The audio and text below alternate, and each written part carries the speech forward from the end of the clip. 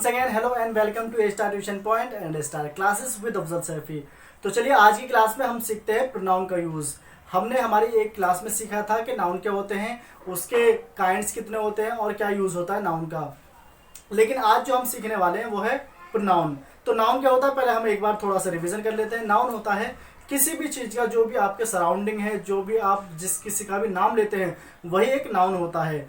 लेकिन प्रोनाउन क्या होता है? प्रोनाउन होता है वो जो आप किसी भी चीज़ का नाम न लेकर उसकी जगह पर कोई और शब्द आप यूज़ करते हो, इस्तेमाल करते हो, उसी को हम प्रोनाउन कहते हैं। अब बात ये आती है कि हमें प्रोनाउन की आवश्यकता क्या होती है, हमें प्रोनाउन की ज़रूरत क्या है, what is the need of pronoun. तो प्रोनाउन की जो ज़रूरत है वो ये है कि हम अपने शब्द को, अपने नाउन को बार बार रिपीट ना करें। रिपीटेशन रोकने के लिए ही हम हमारे प्रोनाउन का इस्तेमाल करते हैं। जैसे अगर मान लो एक हम ऐसे लिखने चाहें मोहनदास करमचंद गांधी का, तो हम बार बार मोहनदास करमचंद गांधी का नाम यूज़ करेंगे। अब इस तरह से हम बार बार यूज़ करेंगे तो ये ऑकवर्ड लगेगा, बेकार सा लगेगा और बहुत हमारा लंबा एक जो हमारा एग्जाम्पल होगा या फिर हमारा जो भी पैराग्राफ होगा वो लंबा हो जाएगा। तो उस चीज़ से बचने के लिए, लेंथी होने से बचने के लिए हम किसका इस्तेमाल करते हैं? हम इस्तेमाल करते हैं प्रोनाउन का।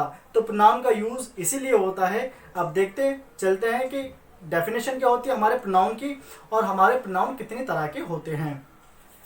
तो सबसे पहले हम करते हैं डेफिनेशन प्रोनाउन की। तो प्रोनाउन जानेंगे आज हम और प्रोनाउन के काइंड्स जानेंगे, इसके कितने प्रकार होते हैं। तो सबसे पहले definition. A pronoun is a word. Pronoun एक शब्द होता है that replaces a noun in a sentence. एक सेंटेंस में जो वर्ड नाउन को रिप्लेस करेगा वही प्रोनाउन है। या आप इसे अपनी लैंग्वेज में दूसरी तरह से, जिस तरह से भी आपको याद रह सके वैसे बना सकते हो, या आप इस तरह से भी लिख सकते हो इजी वे में। A word that is used in place of noun. एक शब्द जो कि इस्तेमाल होता है किसके प्लेस पर? नाउन के प्लेस पर, इज कॉल्ड प्रोनाउन।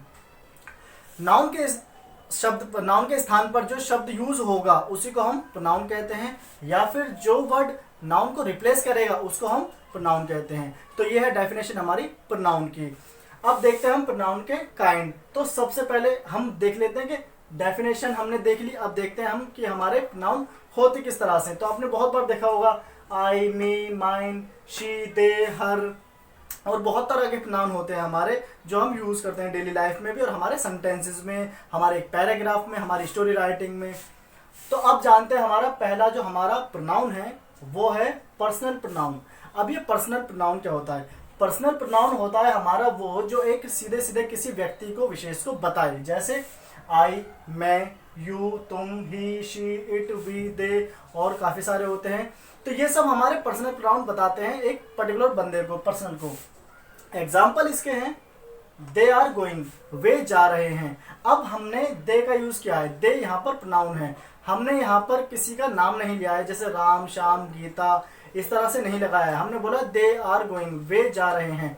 इससे पहले हो सकता है किसी को हमने बताया हो कि राम, श्याम, गीता खेल रहे हैं, अब वो जा रहे हैं। तो हम बार बार ये ना यूज़ करके कि राम, श्याम, गीता खेल रहे हैं, राम, श्याम, गीता जा रहे हैं, राम, श्याम, गीता खा रहे हैं, हम ये सब ना इस्तेमाल करके हम क्या यूज़ करेंगे, यहाँ पर उनके लिए दे का इस्तेमाल करेंगे। तो यही हमारा होता है प्रोनाउन, कि हम बार बार रिपीटेशन ना करें एक ही शब्दों को, एक ही नाम को, हम प्रोनाउन का यूज़ करते हैं, उसका, इसका, मेरा, ये सब। तो दूसरा एग्जाम्पल है आई एम टीचिंग, मैं पढ़ा रहा हूँ। अब मेरा नाम अफजल है, अब बार बार मैं ये वर्ड यूज़ करूँगा, अफजल पढ़ा रहा है, अफजल खेल रहा है, अफजल। तो इसकी जगह पे यह यूज़ क्या करेंगे हम शब्द? वह या मैं, तुम, इस तरह से हम शब्दों को यूज़ करते हैं। तो ये था आई एम टीचिंग। उसके बाद है हमारा डोंट बीट हिम, उसे मत पीटो। हिम, यहाँ पर हिम हमारा प्रोनाउन है। हिम मतलब होता है उसे, लड़के के लिए यूज़ करते हैं हम, बॉय के लिए यूज़ करते हैं हम ये। तो उसे मत पीटो। अब हम ये भी बोल सकते हैं राम को मत पीटो, राम को मत छेड़ो, राम को मत खिलाओ। लेकिन हम बार बार राम ना बोल करके हम क्या यूज़ कर रहे हैं? हिम। और लड़की के लिए हर। तो ये थे हमारे पर्सनल प्रोनाउन। अब उसके बाद जो बात आती है हमारी वो है पॉसेसिव प्रोनाउन। अब पॉसेसिव प्रोनाउन क्या होते हैं? पॉसेसिव प्रोनाउन होते हैं जैसे example my, our, your, his, her, its, their. Possess का मतलब होता है कि कोई चीज़ कोई पॉसेस करता, रखता है, उसका, उसकी, ये वाला सेंस आता है इसमें पॉसेसिव प्रोनाउन में। जैसे इज दैट योर पेन, क्या यह तुम्हारा पेन है? उसके बाद दूसरा एग्जांपल है इट इज माई पेन, ये मेरा पेन है। मतलब योर में और माइन में एक पॉसेस का इस्तेमाल हो रहा है, एक पॉसेस का सेंस आ रहा है, अपना होने का बता रहा है। तो ये होता है हमारा पॉसेसिव प्रोनाउन। उसके बाद बात आती है हमारी इसी में पॉसेसिव प्रोनाउन में कि पॉसेसिव प्रोनाउन दो तरह से लगते हैं। एक तो ये हुआ पॉसेसिव प्रोनाउन, नॉर्मली हम किसी की बात कहते हैं उसका होना या किसी का होना। उसके बाद होता है इंडिपेंडेंट पॉसेसिव प्रोनाउन।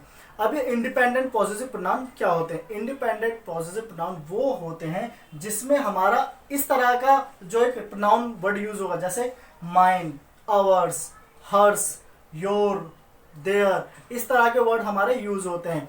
इसमें क्या होता है, इसमें हम क्लियरली इंडिपेंडेंटली बोलते हैं, जैसे that is mine, it's theirs.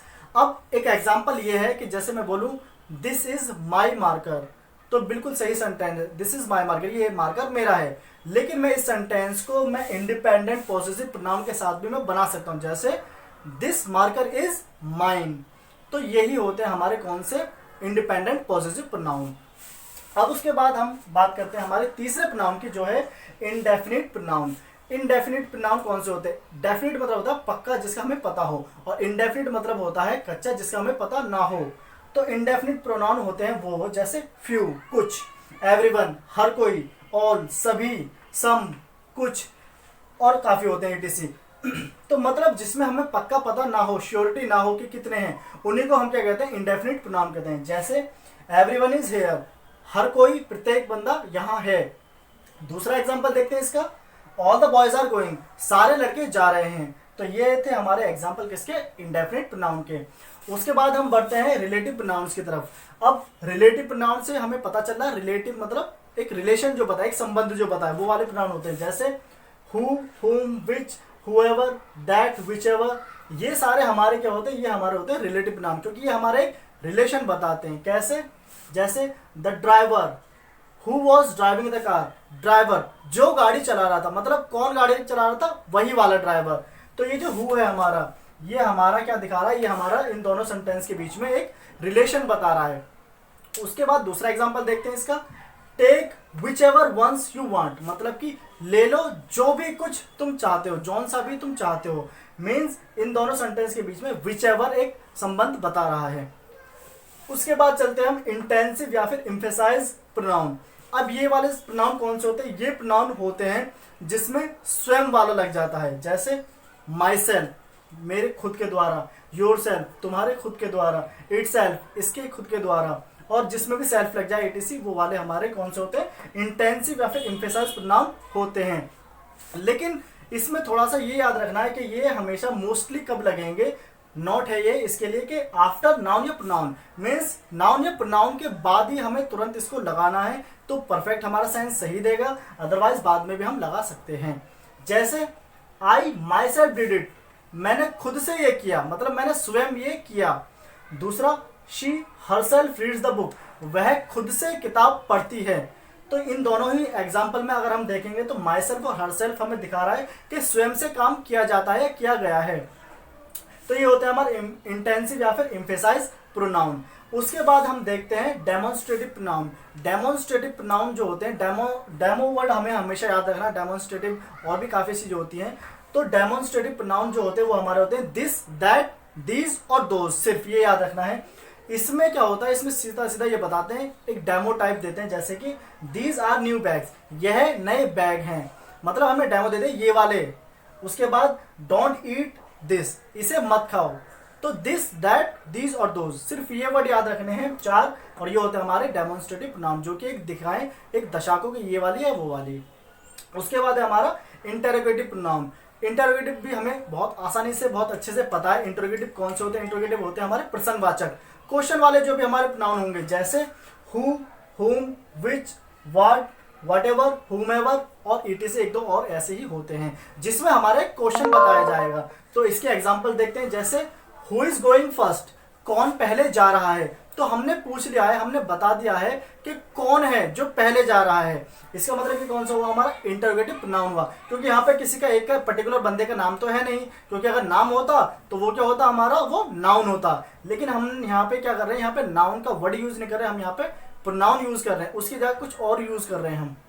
उसके बाद इसका दूसरा एग्जाम्पल है व्हाट आर यू डूइंग, तुम क्या कर रहे हो, मतलब क्या पूछ रहे हैं हम। क्या अगर काम होता कि मैं कपड़े धो रहा हूँ, मैं बर्तन धो रहा हूँ, मैं क्या बर्तन धो रहा हूँ, तो वो हमारा एक प्रॉपर होता है, वो हमारा एक नाउन होता है। लेकिन यहाँ पर हमने नाउन यूज नहीं किया, हमने उसकी जगह पर कुछ और यूज किया है, इसीलिए ये क्या कहलाएगा, ये प्रोनाउन कहलाएगा। और कौन सा वाला pronoun, interrogative pronoun.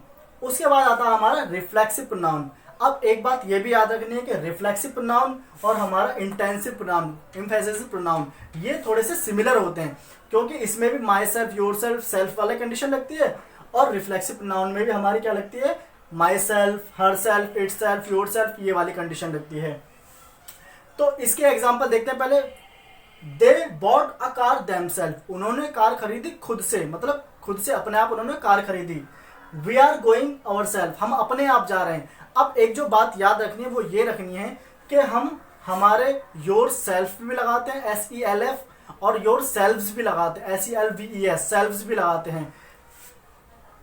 Your self, my self, her self, them self, हम देम में और यू में और अवर में, इनमें हम सेल्फ और सेल्फ्स दोनों लगाते हैं।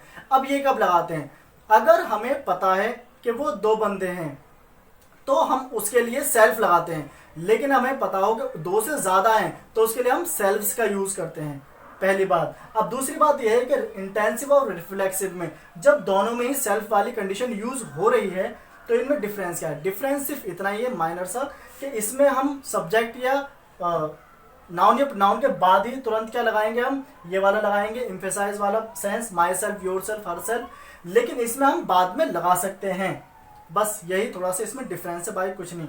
और दूसरा जो एक और पॉइंट है वो ये है कि इसमें चाहे किसी का होना प्रधान दिखाए या ना दिखाए, लेकिन इसमें वही होते हैं जो सब्जेक्ट होते हैं। सब्जेक्ट को ये बोध करवाता है, बोध मतलब कि सब्जेक्ट को ये इंडिकेट करता है कि हाँ यही वाले हैं जिनका काम हुआ है, जिन्होंने अपने आप किया है।